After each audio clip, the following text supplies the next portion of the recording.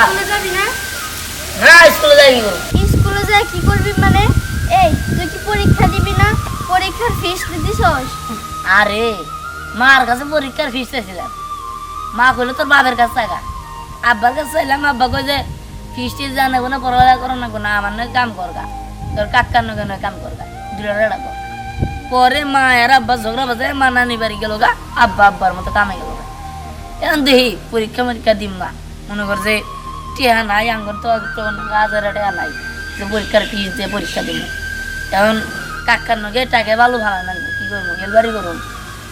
দেখ তুই যদি তোর কাকার লগে ট্রাকের বালু ফালাস তাহলে তো তুই আর উপরকার ক্লাস উঠতে পারবি না। তুই এবার 7 উঠবি পরীক্ষা দিলে। এখন দেখ আমার কাছে তো আর এত টিয়া নাই পরীক্ষার ফিস দেওয়ার মতো, 200 টাকা আমরা কোনে পাবো? দেখ দিহান, একটু ভাইবা চিন্তা দেখ, কারণ তুই আমাকে ক্লাসে সবচেয়ে ভালো একটা ছাত্র। তুই যদি পরীক্ষা না দেস তাহলে কিরকম হবো? আর স্যার আজকে তোর কথা জিজ্ঞেস করছিল, তাই আমি তোকে বললাম। স্যার জিজ্ঞাসা করছে আমার কথা? আচ্ছা ঠিক আছে, স্যারের নাকি যদি তোর দেওয়া হয় তাহলে কয়ে দিস দিয়া না, এখন ছাত্র নাই, এখন শ্রমিক হয়ে গেছে গা। ঠিক আছে, তুই তো শুধু বুঝবি না, আর তোরা যা করলাম তুই একটু করিস, আমি গেলাম। আচ্ছা তারপরেও তুই একটু ভাইবা দেখিস। আম্মু আমি একটু বাইরে ঘুরে আসি। কেন? এখন তো দুপুর বেলা, বিকেলে বের হও। আসলে আম্মু হয়েছে কি, অনেকদিন পর শহর থেকে গ্রামে আসলাম, বন্ধুদের সাথে দেখা করে আসি। আচ্ছা ঠিক আছে, এখন যেহেতু যেতেছো, কিন্তু একটা কথা আছে, ওই বিকল্প ছাড়া দিহানের সাথে কিন্তু মিশবে না। ওই কিন্তু একদম ছোট লোক, ওই ছোট লোকের সাথে কিন্তু মিশবে না। বিকল্প আমাদের লেভেলে যায়, ওর সাথে মিশবে, ঠিক আছে? ঠিক আছে আম্মু, আমি বিকল্পর সাথে মিশবো। আচ্ছা ঠিক আছে, এখন যেহেতু যাইতেছো একটু তাড়াতাড়ি চলে এসো। ঠিক আছে, ভালো যাই। আচ্ছা ঠিক আছে। না বুঝতেছি না কি করবো। আব্বা গেল কামে, মা গেল রাগ করে নানি বাড়ি। আব্বা যেটা বেতন পায় সেটাতে তো আমার পরীক্ষার ফিস হইব না, খাওয়া দাওয়াতে হইব না। আমি কি করি কিছুই তো বুঝতেছি না, পরীক্ষায় দিব নাকি খাওয়া দাওয়াই করবো, কোনটা করবো কিছুই তো বুঝতেছি না। খাইলে তো আর পরীক্ষা দেওয়া হবে না, পরীক্ষা দিলে তো আবার খাবার পারবো না। কিছু করি, আমার মনে হয় কাকার নাকি আমার কামে জানাবো, যাই ইয়ে করার, কাকাকে বাচ্চা যাই, কাকা যখন যাবো নি তখন আমি যাই। টাকা না তো কেউ কোনো নাই, 500 টাকা এনে ফেলাই পেয়ে গেছে। যাই যাই, কথা না কয়ে তাড়াতাড়ি চেয়ারটা তুলে নি, কামে আমনি যাই, চেয়ারটা নিয়ে বাচ্চা যাই।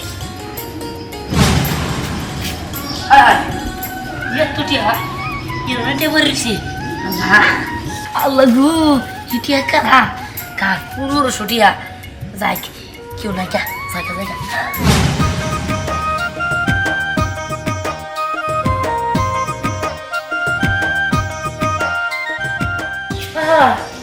আমি কি দেখতেছি, স্বপ্ন দেখতেছি না তো, পুরো রাস্তায় না টিয়া টিয়া যারা বেড়ালো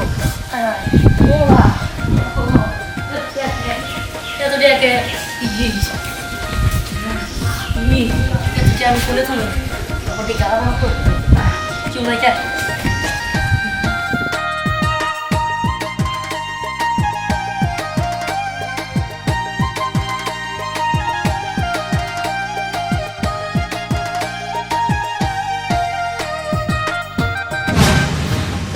আরে দোস্ত ও বাসলি?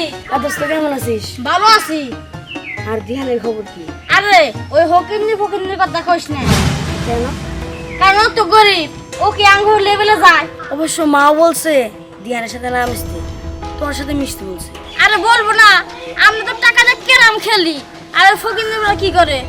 তারপরেও আর দোস্ত ওইখানে ফকিমনির কথা বাদ দে, রাইতে আমি একটা পাড়ে দিছি মুরগি ভরাতে, এই ভরিস। না রে দোস্ত, মা আসতে দিব না, মা নির্দেশ আসছে রাইতে বাইরে বের হওয়া যাবো না। তাহলে তুই যা। হ্যাঁ দোস্ত তাহলে আমি যাই। তোরা আসো না, আসতে বাইরে দিহা হ্যাঁ, ইনাতে কি করো? একটু ঘর পরিষ্কার করতেছি, তাহলে কামে যাবি নাকি কেরা তুই? আমি কাম দাম না তো। শুনো, আমি ভাবতেছি তোমারে একটা কাম দিব, তা তুমি প্রতিদিন হাজারে কয়টা করে পাও? আজিরা কত পাই তুই তো জানোসই, 200-300। আচ্ছা দিহান, ওই মালিকের সাথে কথা কইছি, তোরে 50 টাকা বাড়াই দিব। তুই তাহলে আমার সাথে কামে যাস। আরে কাকা চুপ যাও, আমি তোমার কইছি আমি কাম করবো, আমার বেশি টাকা লাগবো। শোনো, কালকে থেকে তুমি আমার অনেক কাম করবা, আমি তোমার 500 টাকা করে দিব। আরে কি কর, তোর মাথাটা তো ঠিক আছে, হ্যাঁ। কিছু খাইছে টাইছে নাকি? আরে দৌড়ো কাকা, তুমি এটা কি কও? তুমি বুঝছো না, কালকে থেকে কামে লাগিয়া পড়ো। আর এই যে আমার ব্যস্ত নিও না, কালকে থেকেও দিহানের সার দিল।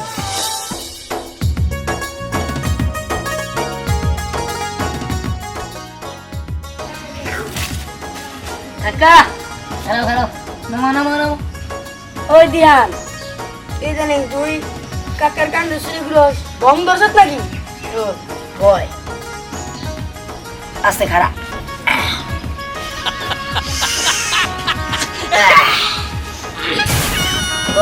দোস্ত, তোমার এত টাকা, হাতে 1 বান্ডিল টাকা, আর তুমি 500 টাকা নোট দিয়া তুই দোস্ত।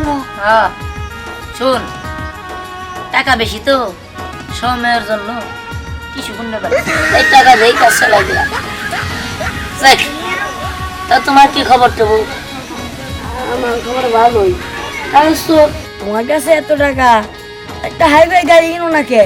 এই রহিম কাকার কাম ছিল গুরুকে।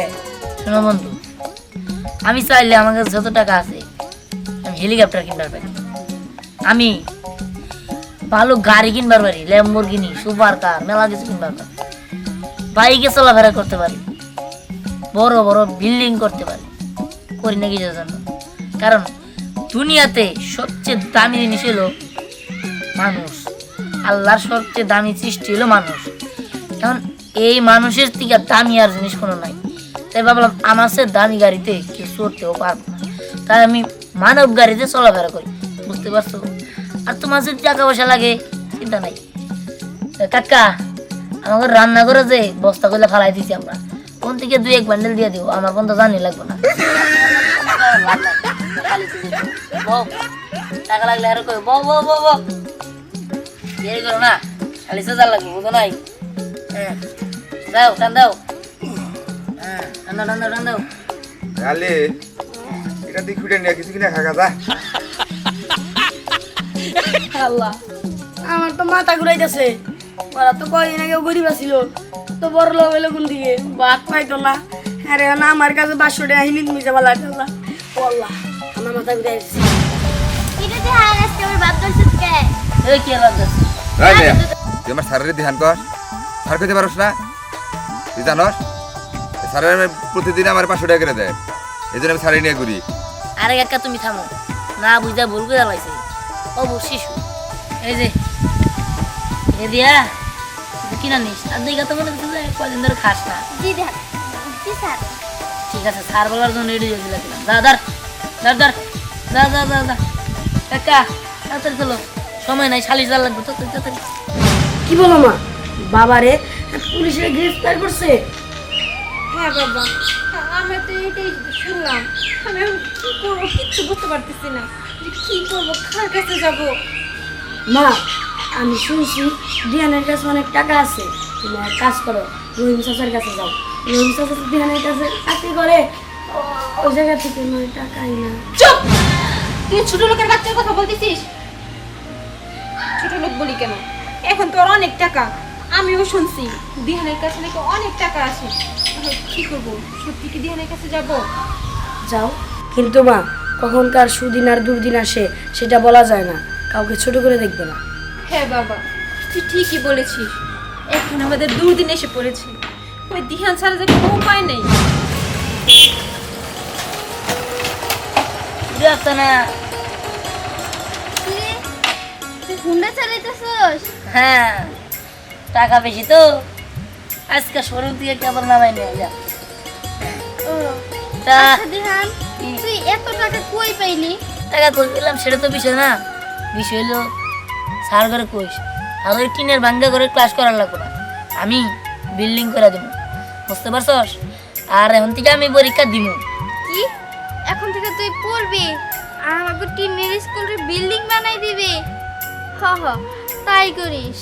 তুই কি আমার পিছিয়ে যাবি? যদিও তোর চেহারা তোরা ভালো না, তারপর তোর মন ভালো। আর শোন একটা কথা, ওট ওট, আমার একটা টাকার রাস্তা আছে, ওই রাস্তার থেকে আমি এত কিছু পাইছি, বুঝতে পারছস? আচ্ছা তাহলে গেলাম।